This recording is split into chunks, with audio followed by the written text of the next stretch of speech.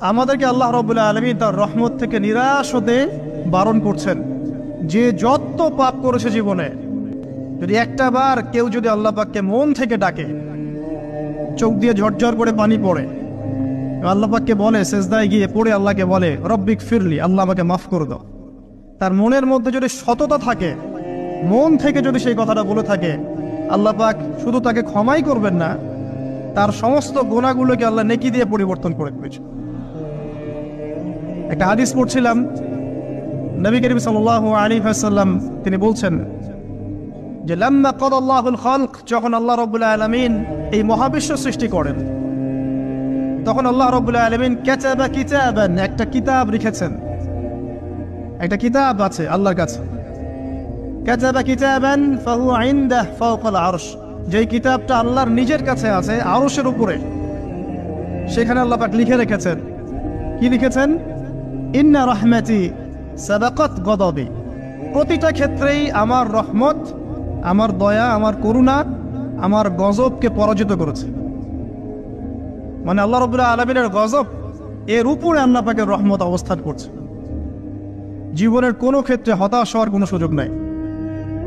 আজকে পারিবারিক ভাঙন বলেন, ব্যক্তি পর্যায়ের আত্মিক ধ্বংসই বলেন, সমাজের বিপর্যয় বলেন, যাই বলেন, পিছনে একটা বড় কারণ আছে। সেটা হলো আল্লাহ থেকে দূরে থাকা মানুষ, আল্লাহ থেকে হতাশ হয়ে যাওয়া। আর এই কাজটা শয়তান করিয়েছে মানুষকে আল্লাহ থেকে দূরে সরানোর জন্য। কিন্তু আল্লাহ রাব্বুল আলামিনের কাছে কেউ যদি যেতে চায়, মন থেকে যদি আল্লাহকে একটা বারও ডাকে, আল্লাহ পাক এক ডাকের মাধ্যমেও তার গুনাহ মাফ করতে পারে। দুজন ব্যক্তির ঘটনা পড়লাম। একজন ব্যক্তি প্রচন্ড রকম আবেদ, প্রচুর ইবাদত করে। আপনারা জানেন ইবলিসও কিন্তু আবেদ ছিল, ইবলিস কিন্তু প্রচুর ইবাদত করেছে। এখন ওই ব্যক্তির একজন বন্ধু ছিল, এটা বানু ইসরাঈলের ঘটনা। তো সেই বন্ধু পাপী ছিল, বিভিন্ন কবিরা গুনাহ করত। আর এই আবেদ ব্যক্তি বারবার তাকে নসিহত করত, গুনাহ ছেড়ে দাও, তুমি পাপ করছো, গুনাহ ছেড়ে দাও। তখন সেই ব্যক্তি যে পাপ করছে সে বলতো যে আল্লাহ কি তোমাকে আমার রক্ষক বানিয়েছেন? আল্লাহ কি তোমাকে আমার উপর দারোগা বানিয়েছেন? আমাকে আল্লাহর হাতে ছেড়ে দাও, আমাকে নসিহত করতে শোনা।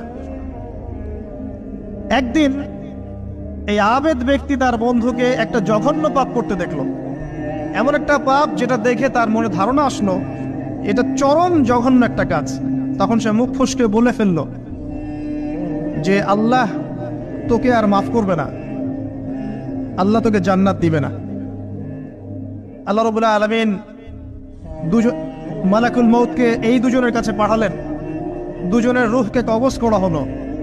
এবার আল্লাহ পাক তার সামনে তাদেরকে উপস্থাপন করে বললেন যে তোমাকে আমার রহমত সম্পর্কে কে গ্যারান্টি দিয়েছে যে আমি কাউকে রহমত করব কি করব না? যাও, আমি তোমাকে জাহান্নামে পাঠালাম, ওই ব্যক্তি যে আমার রহমত প্রত্যাশা করেছে আমি তাকে জান্নাত দিয়ে দিলাম।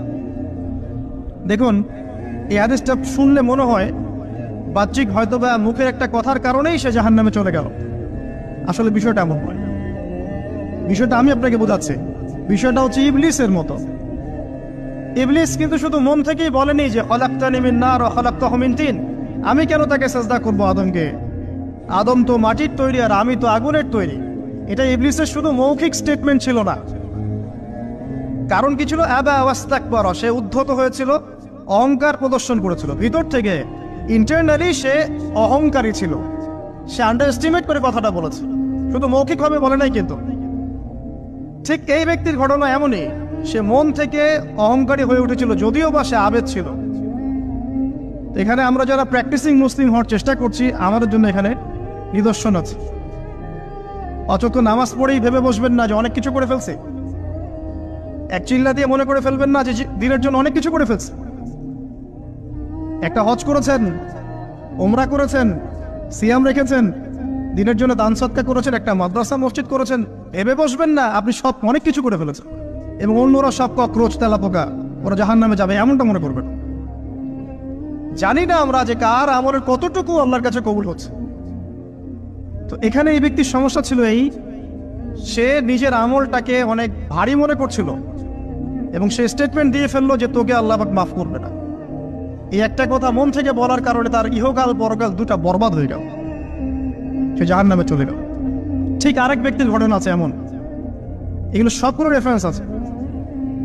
এক ব্যক্তি প্রচুর ইবাদত করত, আল্লাহ পাক তার ইবাদত করার জন্যে পাহাড়ের চূড়ায় একটা সুন্দর ব্যবস্থাও করে দিয়েছিলেন। সেখানে ডালিম গাছ হতো, ঝর্ণা আসতো, খাবারের কোনো অভাব নাই। হাদিসে এসেছে 500 বছর সে ইবাদত করেছে। কত বছর? কিয়ামতের মাঠে এই ব্যক্তির অবস্থা এমন হবে, তাকে জান্নাতে প্রবেশ করানোর জন্য নিয়ে যেতে বলা হবে, যাও আমার রহমতে জান্নাতে চলে যাও। আল্লাহ পাক তাকে এই কথাটা বলবেন, কিন্তু এই ব্যক্তি বলবে আমার আমলের কারণে, আল্লাহ পাক বলবেন আমার রহমতে জান্নাতে চলে যাও। ব্যক্তি বলবে আমার